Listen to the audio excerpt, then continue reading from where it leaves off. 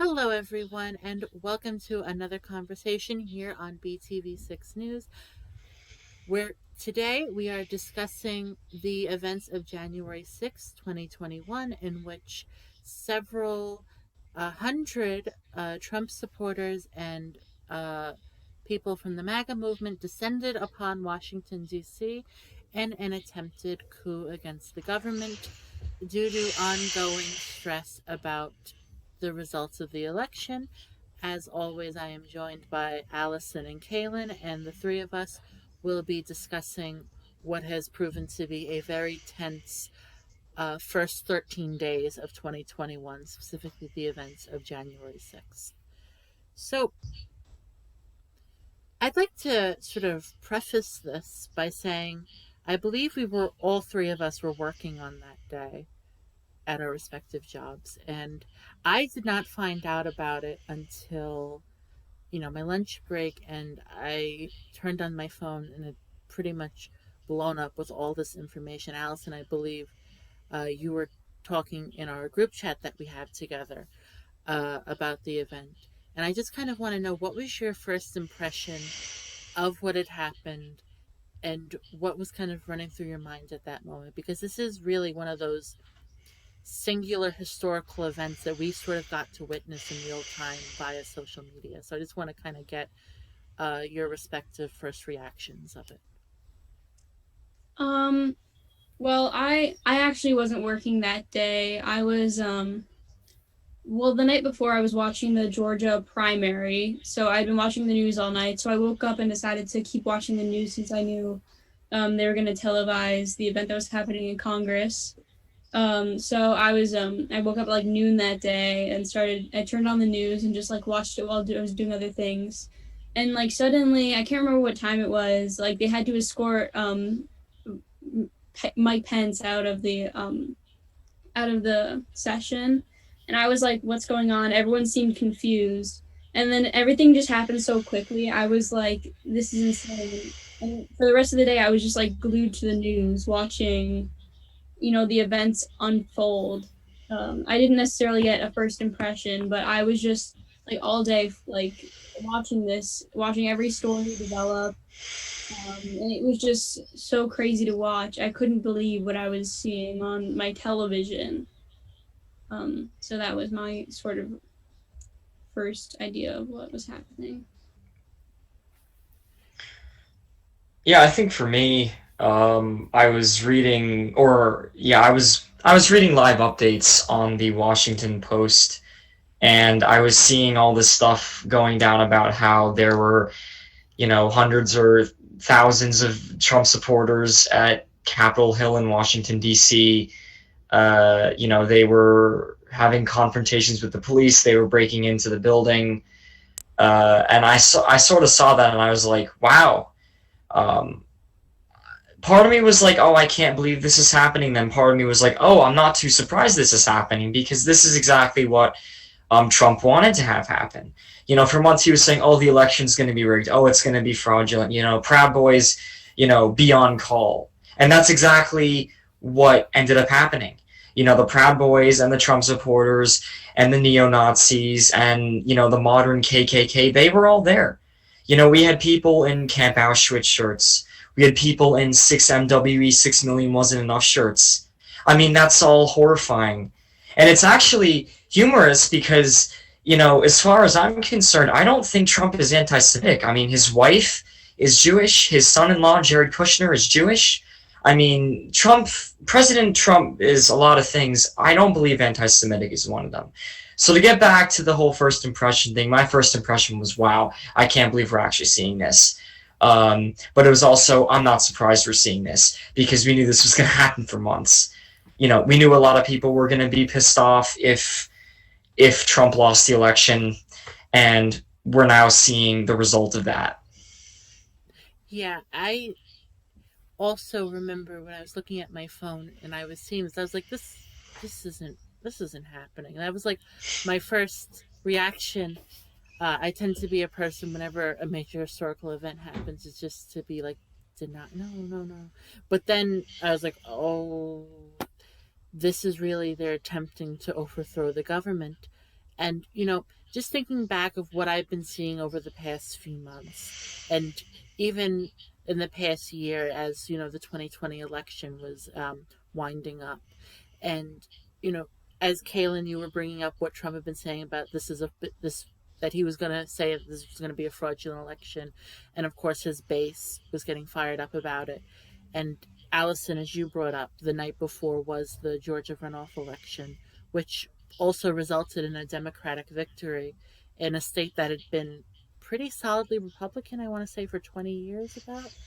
And, you know, Kaylin, you brought up, the neo Nazis, the KKK, the Proud Boys, all these groups that are there, that even if Trump himself doesn't personally belong to those groups or personally say that I support these positions, he is emboldening them. And I do think that just seeing that these were the people that were doing this and were having this reaction and scaling the wall into the Capitol building, it was very, very terrifying. But there was sort of a sense of inevitability, because we all remember during the debate when he said "Proud Boys stand down," and that's exactly what they did.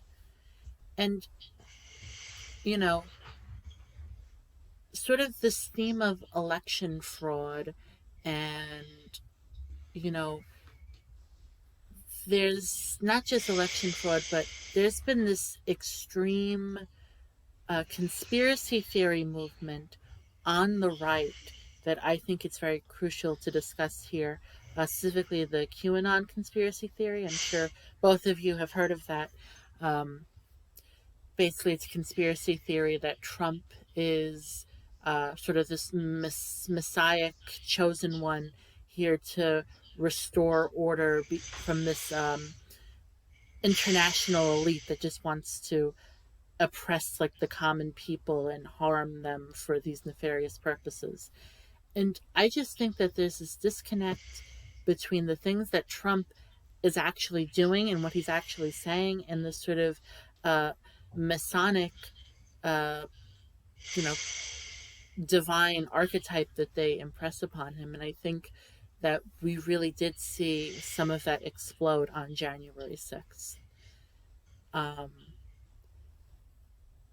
and just seeing just the type of people that were at this event. I mean, we do have, sort of the more, I guess you could say, jokey individuals that are easily to talk about, like the QAnon shaman, or the MAGA shaman. I think that's what he's been dubbed.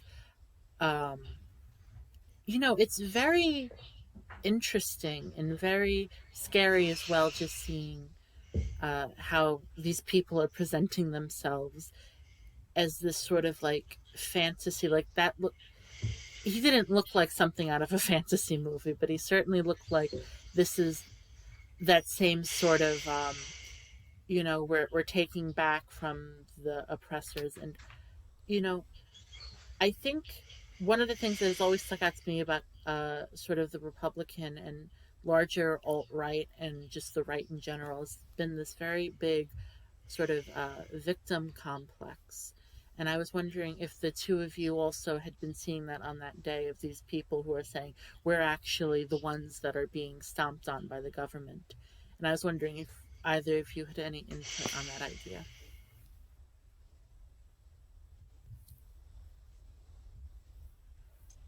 Allison, Well, you want to start? yeah, I'm trying to think. I don't want to like stumble over any words by accident, but I have been seeing that as someone who grew up in a family of Democrats, and like came to my own conclusions when I was older. I really have seen a lot of this, sort of like, especially from the alt-right. I'm not necessarily going to say that all Republicans do this, but a lot on the alt-right, they're really saying, like, we're the oppressed ones, which, depending, I mean, obviously you can be a Republican and still be in an oppressed minority group. That's not mutually exclusive. But to be saying like, oh, we're being silenced on the media, that means that our First Amendment rights are being what's the word? Oppressed, Violated. got violated. That is just not true. It's objectively not true. That's not how the First Amendment works. But um, you see it a lot in like how they see this cancel culture as like just a way to oppress people in popularity. That's not what it started like. That's not really how it's necessarily going. And as somebody who is in like I'm Jewish and I'm a woman and I do face oppression at some points in my life. It's just ridiculous to see these people claiming that these silly things make them oppressed. Yeah, I have a slightly different take on this. I think there are a lot of I don't. I kind of don't want to use the word people here. I think I would use the word Trump supporters because a lot of these people are sort of the belief that hey, Trump's our guy. Trump's out there to help us. He's going to create new jobs. And what these people don't realize is that maybe Trump's campaign promised them that to end this sort of victimization that we're seeing of all these Trump supporters all over the United States.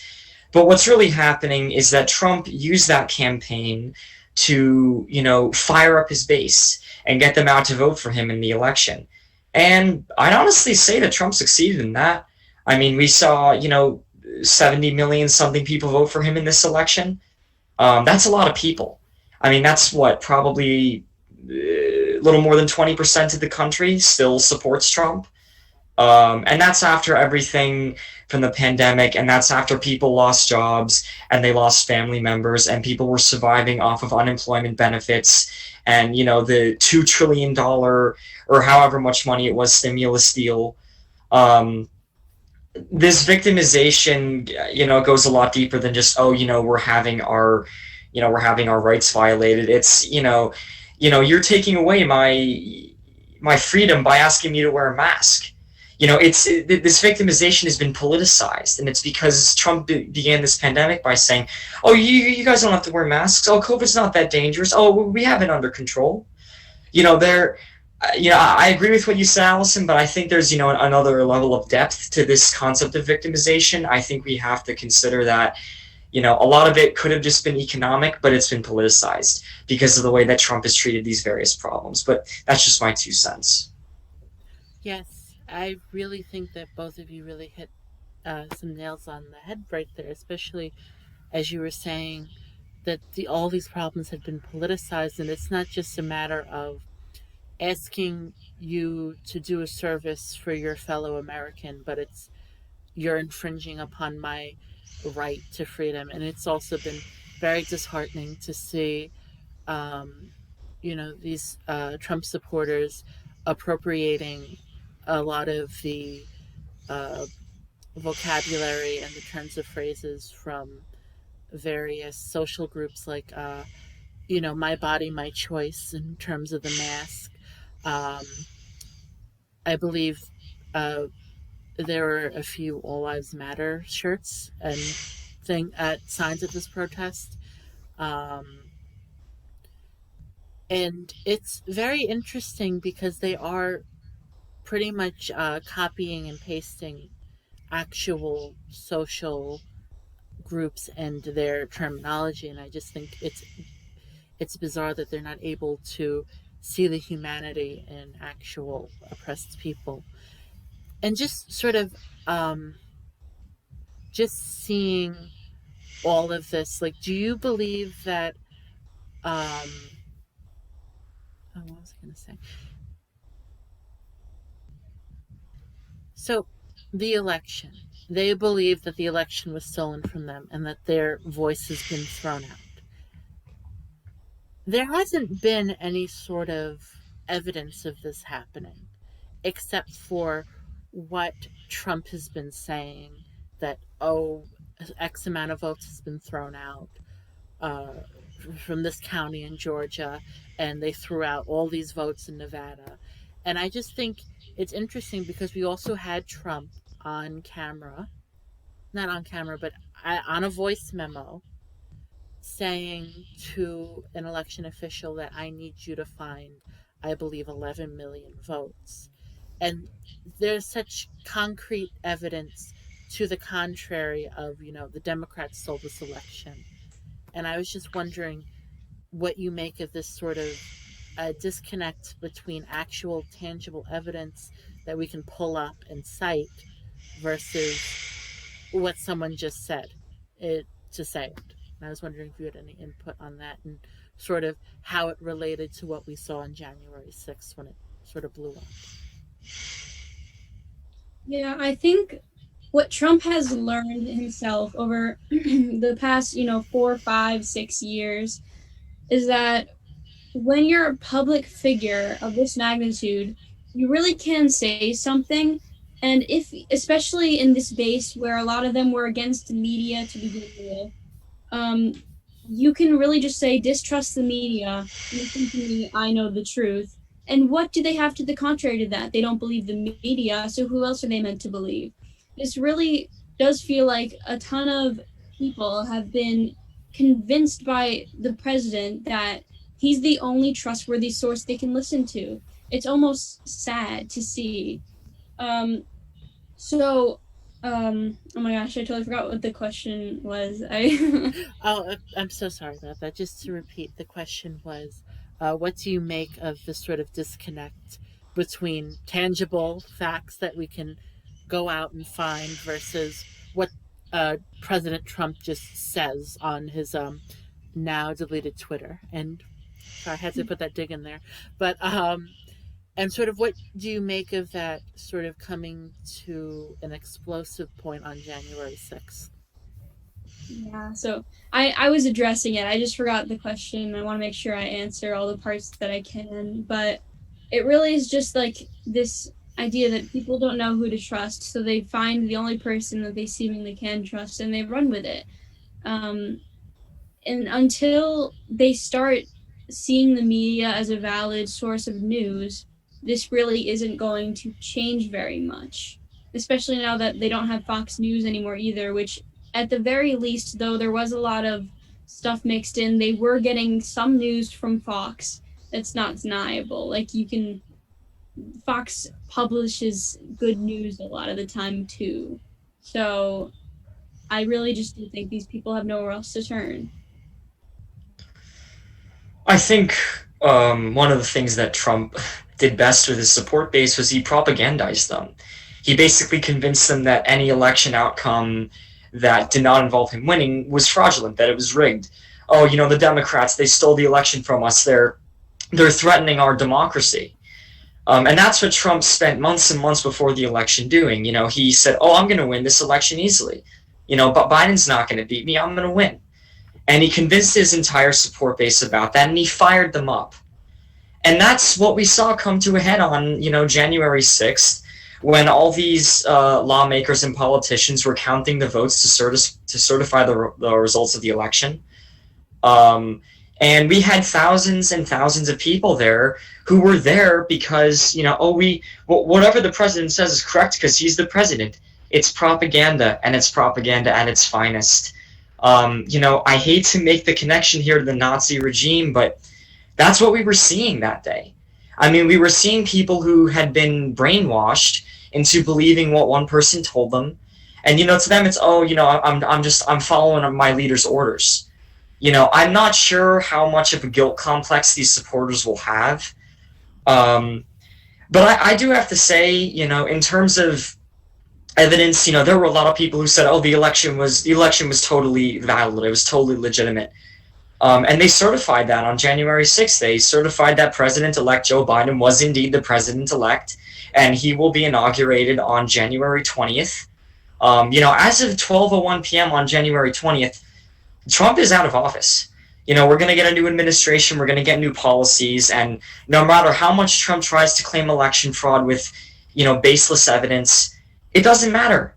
I mean, I will say we should be lucky because the riot or, terrorist attack, whatever word you want to use to describe what happened on January 6th, we should be lucky that, those supporters didn't get into Capitol Hill and take a bunch of Democratic high-profile officials out in public and execute them and say, okay, unless you say that Trump won the election, we're going to execute Chuck Schumer. We're going to execute Nancy Pelosi. Whoever it is, we should be, what happened there was really, really bad, but it could have been worse. And I do think we need to keep that in perspective. All this evidence and stuff, it's baseless, and it was always going to be baseless, but I think, we didn't see the worst outcome that we could have seen. Yes, that is definitely very true, and I'm very grateful that we did not see the full extent of what could have possibly happened. I mean, we do sort of know what the full extent of this would happen because, again, not to constantly draw parallels to Nazi Germany, even though, there's definitely a lot of disturbing parallels. The Reichstag, which was, I think, the German capital at that time, burned down right before Hitler took power. And I think that, that is pretty disturbing to think about at the moment. I've certainly been seeing a lot of parallels to various events of that time period, just kind of reading. And it is very disheartening, but I do think that we are seeing, crossroads where we have to make a choice, and we have to, and I mean we as America, not we as in the three of us, because I think I know what choice we would make. But, the choices need to be made to kind of figure out what is going to occur in the future.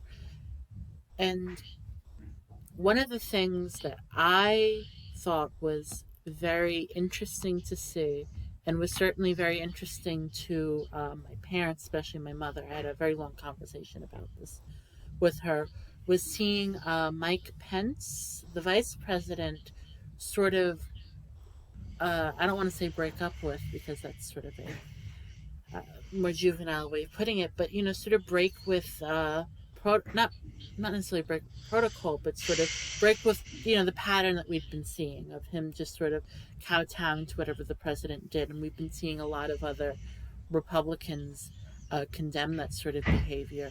But what's disheartening to me is, as you all mentioned about this propaganda machine that we saw coming out of Trump, that was promulgated or propagated by these other Republicans, and some of them want to take a step back now. And I was just wondering, what role do you think they might have played in the event of January 6th? Not that they personally took part in the event, but I do think that several, not necessarily even people that had been working, like we had that one, I believe he was just elected from North Carolina, I want to say, in the wheelchair.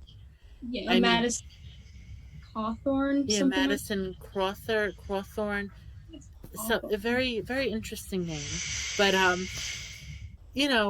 we saw what kind of person he was. We saw where he wanted to go for his vacation. For our viewers who don't know, it was Hitler's summer refuge, I believe. And I remember his campaign was just the same old propaganda that we see coming out of Trump supporters, but with this more, youthful veneer. And I just think that I just kind of want to get your opinion on, like, what kind of,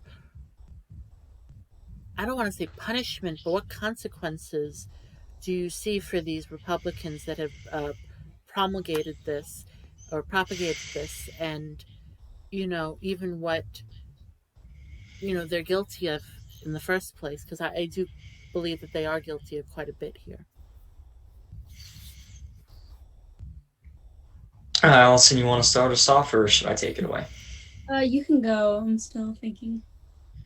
Yeah, so I think the GOP, or the Republican Party, to put it in fancy political terms, is at a crux point right now, because the GOP has the GOP has their worst candidate in history. For our viewers who aren't aware, Trump was impeached again today. The House of Representatives voted, with shockingly few Republicans voting, only about 10, but the House of Representatives voted to impeach Trump again today. And I think the GOP is realizing that they made a really big mistake 4 years ago, and now they're paying the price for it. Trump's aides were resigning around him. Trump lost 2 cabinet members. But this goes a lot deeper than that. Because what we're seeing now is that Republicans, I'll put it this way. The last time Trump was impeached, only one Republican voted to convict him, and that was Mitt Romney. I think this time we're going to see a lot more. Even if Trump doesn't get convicted, we're going to see a lot more Republicans voting to convict him. We might see 10, 12. I don't think we're going to get the 17 that we would need to get to the 67 and get the 2/3 majority. I just don't think we're going to see that because there are a lot of Republicans that still support Trump. What consequences those Republicans end up facing, I really don't know. I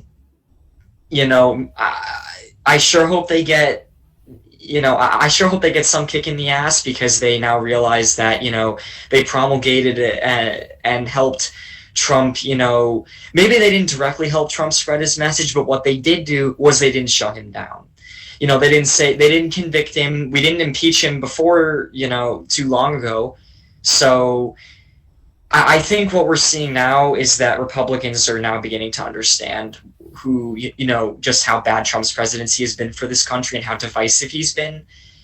But further than that, I really don't know what consequences this party's going to face. I mean, hopefully it will fundamentally change during Biden's presidency if a lot of Republicans realize, oh, wait a minute, the Biden administration is actually doing a good job here and the Trump administration didn't. Hold on a second. Maybe we need to start reforming the Republican Party to not have candidates who are fascists and autocrats and monarchs. I think the greatest consequence that these Republicans are going to face is really just reformation and reconstruction. You could draw analogies to the Nazi regime here. I'm not going to go down that road because there's just a lot of, there's a lot of painful topics to talk about. But that's just my take. Yeah, I agree with pretty much everything you said. I think there's a chance, I don't think it's going to happen, but there's a chance that the Republican Party may end up splitting. It's happened before in the past. And I think if there was any point in the future that was going to happen, it's going to be year. I don't necessarily think that's what is going to happen, but it wouldn't be surprising to see. There basically is at this point 2 Republican parties. There's the party that Ted Cruz and Hawley and Trump are all still backing, and it's that's the alt-right, a little bit farther than a lot of the Republicans wanted to go. And then you have, I guess Mitch McConnell is now jumping on this side of the Republican Party because he sees it as the safer bet for him. The ones that are still very far right but don't really want to be seen or associated with Trump at this point in time.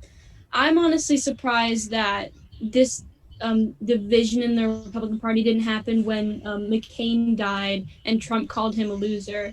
That was absolutely shocking to me, as he was one of the most respected Republicans in politics. But, you see this in politics. It's just how it works out that politicians will focus on short-term gain as opposed to long-term effects of anything because with the quick election cycles that we have in our country, it's easier to look at the short term while you're still in power than how can we affect the future after I'm out of power. So, that's how things like Trump happen, where, they're not really thinking farther into the future than after the election. So they back the candidate that they think has the best chance of winning, and they don't really think about the consequences of that. The Democrats have been guilty of this in the past. Republicans have been guilty of this in the past. And it's an issue that I'm not sure is really fixable in our democracy. But, that's really how I'm seeing the situation right now. It's just a division in the Republican Party that a lot of people predicted 4 years ago. Before we continue, I have something I'd like to bring up that I'd like to get the perspectives from the 2 of you on. I watched a video a little while back from Arnold Schwarzenegger where he talked about his reaction to Capitol Hill and how his father was sort of subject to the same propaganda that we're seeing Trump be subject to. And I was just wondering, if you guys watched this video and how you would respond to the comments that Arnold was making, considering his past, and how, because he in the video that he released, he talked about, I believe it's Crystal Knocked, the Night of Broken Glass, and he made an analogy from the Night of Broken Glass to January 6th at Capitol Hill. So I was just wondering what the two of you thought about that and what your reactions were. Yeah, I haven't seen that video, but I have heard people comparing what happened to Christianoff. And, I have relatives that lived through that. I'm a direct descendant of German Jews. We have like pictures of what happened to my ancestors' like shoe shop and how it got destroyed. And while I do see some comparisons, obviously, like there's very obvious movies, other people have made them. I'm not gonna remake them. I have also seen like people on the other side comparing like stuff like this to what's happening to the right and how they're being silenced on Twitter. And I really just have seen stuff like this weaponized in a way that it was never meant to be compared. So I have not seen that video. I will definitely watch that video. That's my thoughts without having seen it. Yes, I also have not seen the Schwarzenegger video, but I have heard of it, and just sort of knowing what I know about Arnold Schwarzenegger is that we've been seeing from him, because he had been the Republican governor of California in, I want to say, the late 2000s, early 2010s, I believe. And I don't think he ever supported Trump, but don't quote me on that. He's been he's been giving a lot of very interesting perspectives on it as someone who's an immigrant from Austria, born right after the fallout of the Third Reich. And, just sort of knowing what I know about the period as someone who has studied European history is that there was a lot of propaganda happening, and there was sort of the I'm trying to think of the best way to word this. You saw very cautious steps forward in the Nazi platform, and then like a big event, which is what sort of like Kristallnacht was. And I just think it's interesting, well, not interesting, terrifying that, such a comparison, some people are making that comparison because, the part where, the the MAGA movement, I guess we can call it, kind of call it something. Um, we do see, they're going to steal the election. They want to take away your freedom of speech. The Democrats want to force you to give up your religion and your livelihood. They're coming after you. Like, we are seeing those small movements, but then we saw January 6th. And I think that it's very important to note, especially in Austria's case. Austria, to put it simply, went into the good night. They completely surrendered to the Third Reich. And I think that Arnold Schwarzenegger, again, I haven't seen Arnold Schwarzenegger's video, but just knowing what Austria was doing in that time period, just knowing that, it would seem, and Kaylin, correct me if I'm wrong, this is like a call to not just sit idly by like the Austrians did in 1938. To actually, make sure that we're aware, no, this is something that's happening and that we have to really worry about. And, not to make the direct comparison to the Third Reich and Nazism, but, we don't know what the end result, I mean, we do know what the end result of fascism is, but we don't know what will happen at the end of this fascism if we don't put it out now, because we are sort of at a crossroads. And I think that just remembering the lessons from the past and not to just surrender and, okay, Sarah, whatever will be, because whatever will be, will get people killed. And that's sort of my take on not having seen it, if that is satisfactory. Yeah, I think both of you nailed it on the head. I think and I may be wrong about this, but I think what Arnold was really trying to do was, just to say, hey, history can repeat itself. And that's kind of what we're seeing happening right now. So just, remember what happened, whatever, how many decades ago it was in the 1940s when we were seeing this, after World War II and during World War II. I think for him, it's mainly a call of remembrance, just to be like, yeah, we've seen this before. This isn't the first time that we've seen something like this happen. But I just wanted to know what your guys' preliminary reactions to this was, and you can go take a look at the video when you have a chance and get the full details. So I think that it was excellent that you brought up the Arnold Schwarzenegger video, because he hasn't been the only one to sort of put something out there. I believe last night, or perhaps 2 nights ago, very, very recently, um, Alexandria Ocasio Cortez, AOC, she posted a very impassioned video about, enough is enough and we need to do something about this now.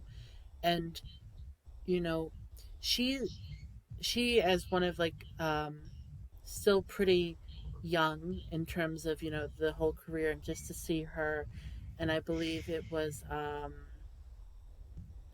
Ilhan Omar, I believe, also drafted these new articles of impeachment, and just seeing these young representatives sort of take the lead in this.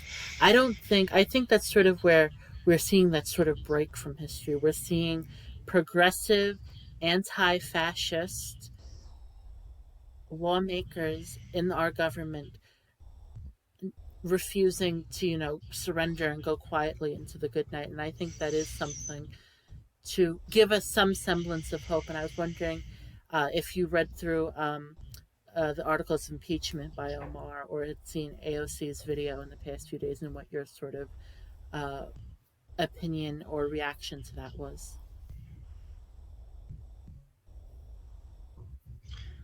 Well, I haven't seen that, so Allison, I'll let you take this one away. I also have not seen it. However, I have been, I'm on Twitter a lot. I follow both of them, and just to see their reactions. I mean, they're politicians, so obviously there's limits to how they can express their feelings towards things. Although some may not see it that way. The reaction has been quite a bit reserved, I think, for what really happened.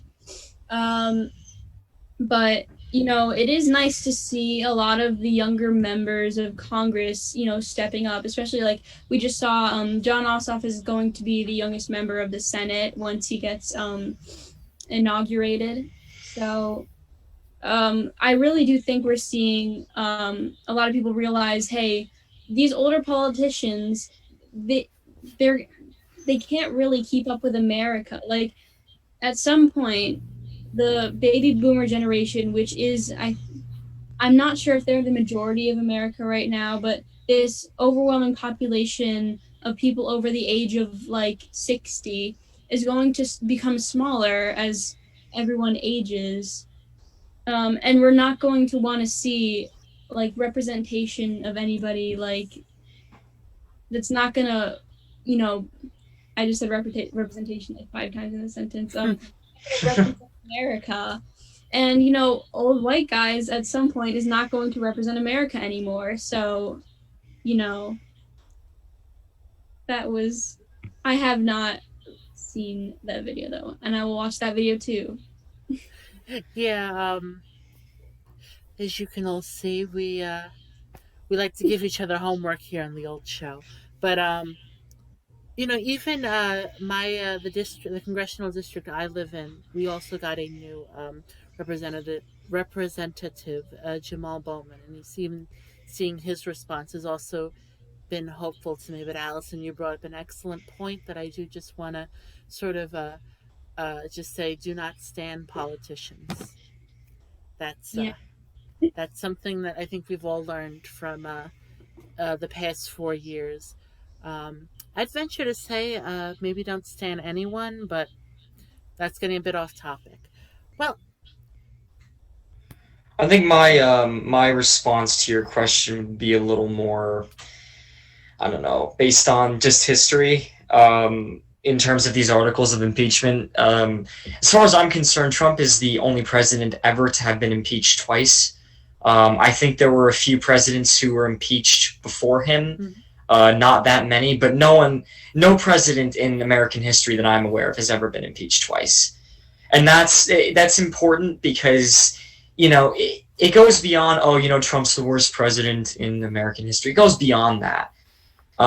Trump is setting really bad precedents for his successors. He is not a good model to base any kind of leadership position off of. He's also going to be the first incumbent in, well, he may end up being the first incumbent in 150 years to not show up to his successor's inauguration, which will happen because Trump is, the two words, the phrase I would use to describe Trump is egotistical narcissism, and he's not going to show up to Biden's inauguration. I don't think there was ever any ambiguity on that point. I don't think he was ever going to go. Trump was. We saw how Trump was toward Biden in the debates. I don't think him being there at the inauguration would benefit anyone. And besides, Biden has bigger fish to fry. I mean, he's going to come into the presidency, and to put it very politely, our country is in the shit. Um, you know, we're still in the middle of a pandemic. We need to figure out ways to restart the economy safely and smartly. I personally watch a lot of Governor Andrew Cuomo's press briefings where he describes, the state of the state and how the vaccine has been progressing. It's not a good situation right now, but it's an improving situation.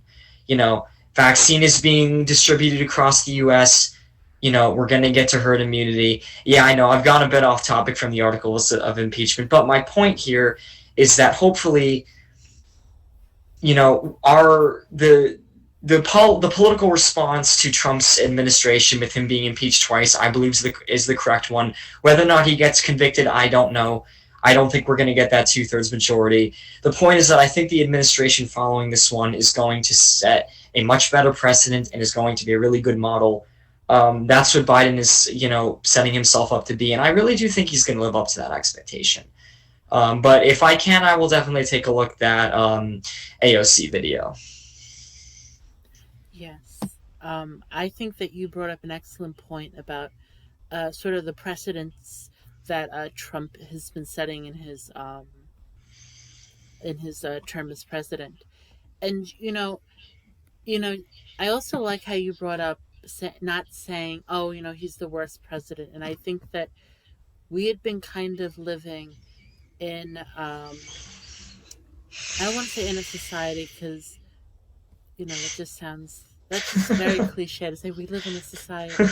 But I think that the way that we sometimes teach American history and even world history is very inadequate in ways that I'm not going to say all of them because that would be getting too off topic.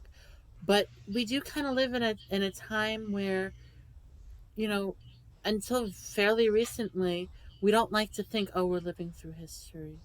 But we like to think. I'm going to put it this way. Sometimes talking to people older than me, like my parents and other adults, it kind of sounds like they're trying to say that history ended in, like, I don't know, at the end of the Vietnam War or when Reagan took office. I can go on and on about Reagan and how he was kind of a preview for now. But I think it's very important for us to realize, saying Trump was the worst president, like it's a cutesy sort of thing, is just, it's not acknowledging the real damage that he's been causing. Like, Trump was the worst president. Cats is the worst movie musical. One of those is a little bit more weighty and something that needs to really be discussed ad nauseum. I think another president that sort of gets put into the shit list is James Buchanan, who, of course, did nothing, and then the Civil War happened because he wanted to kowtow to racists and white supremacists. And just another one, Andrew Johnson, who was the first Oh president yeah. to be impeached, literally just sat there as the KKK came into being. And, don't quote me on this, but I think he also edged them on a little bit, but don't quote Oh, me. definitely. He did Yeah. edge them on. After Lincoln was assassinated, Johnson spent a lot of time trying to just tear Reconstruction apart. He gave racism back to the South. He gave them 100. He gave them the beginning of the 100 years of Jim Crow. Yeah, Johnson was pretty bad. Yeah. And, you know, I think seeing this, we need to like really take a good, strong look about the way we talk about history, and we need to stop talking about it like something that has happened, and talk about it something that is happening, because we're just seeing the same thing that we're seeing between the years 1855 and 1875 all over again. And I think that it's just depressing because some of the issues that we're seeing are those same issues that were being discussed back then. Sorry to get a Yeah. little impassioned there, but that period sort of, I have a lot of thoughts about that period in American history.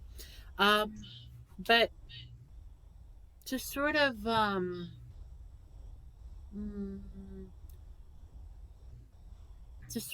go back to the inauguration, Biden is being inaugurated the 21st, I believe. The The 20th, 20th. one week from today at 12 p.m. Biden is inaugurated and his administration takes over.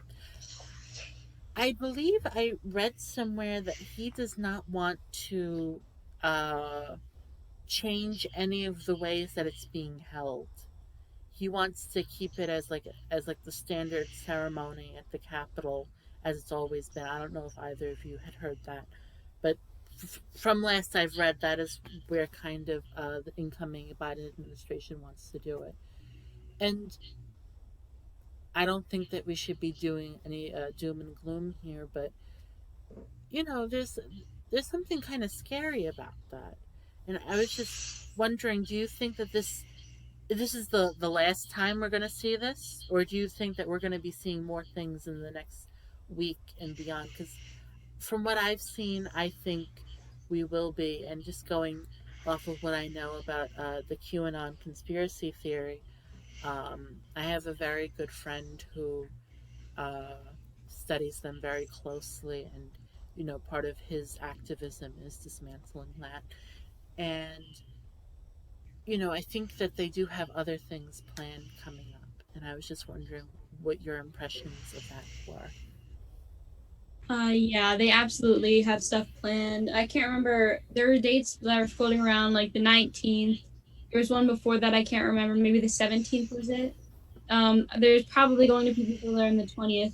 But a lot of the issue that came about on the 6th was the lack of police. The National Guard wasn't deployed until later. And, they were constantly saying, like, leading up to this, people were nervous. They were like, don't worry, there's nothing to worry about. But they clearly didn't have it handled with any sort of, like, authority figures there. Like, the police, the ones that were there, didn't have enough people there to do anything. So I think the big difference is now there's eyes on what's happening with that.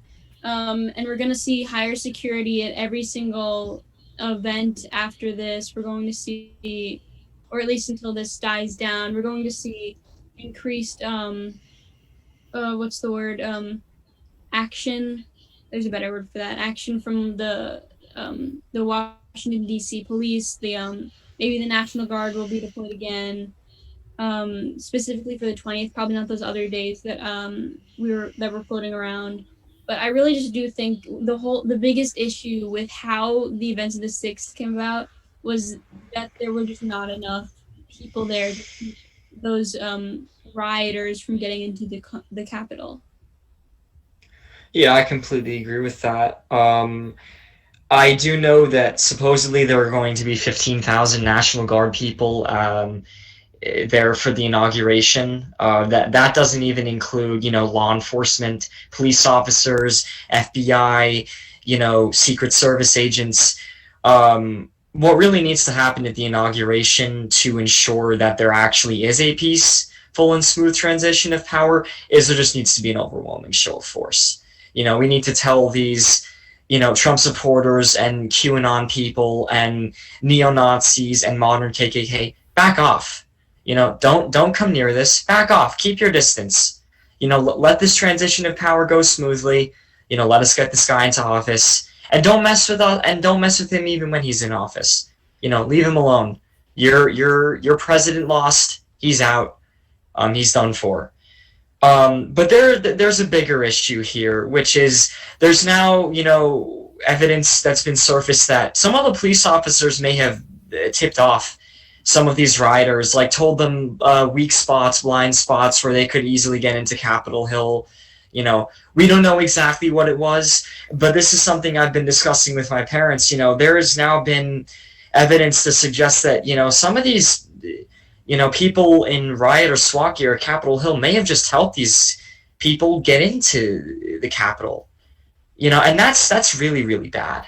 Because what that suggests is that, we could see some of those same people on duty at the inauguration, and we can't afford to have that happen.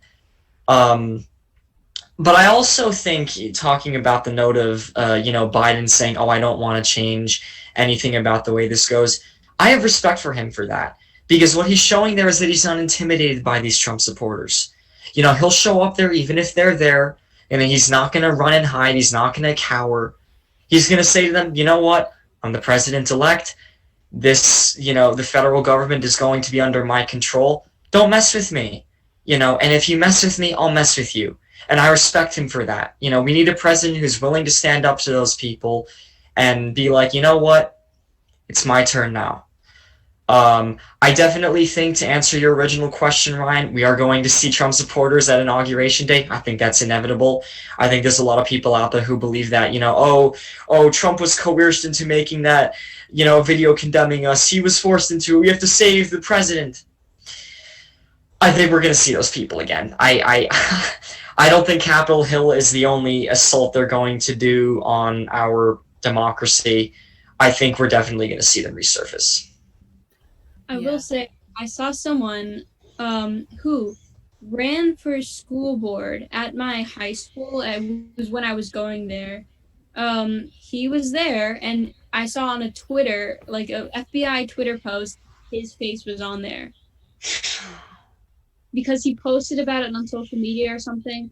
I don't know, but we can't act like these people are just like out of nowhere. They're everywhere. We saw like a lot of them. I saw a news article. I cannot remember which news outlet published it, but they're saying that there were a significant portion, not like a majority, but a portion of the people at that at the Capitol on January 6th were off-duty police. Like, it's just crazy to me. We have to have a whole lot of on-duty people at the inauguration, or otherwise it is going to be, to put it politely, it's going to be a shit show. Yeah. People might get shot again and die. I don't know exactly what's going to happen. I think for right now, there's a lot of fear and anxiety surrounding the inauguration on January 20th. I think they need every cop in the DC area just surrounding this place, displaying force against these Trump supporters. And it's not just, about Biden, it's also about Kamala Harris. I mean, she's, I hate to put it like this, but she's not even white. I don't remember how she characterized herself, but, racism is going to be,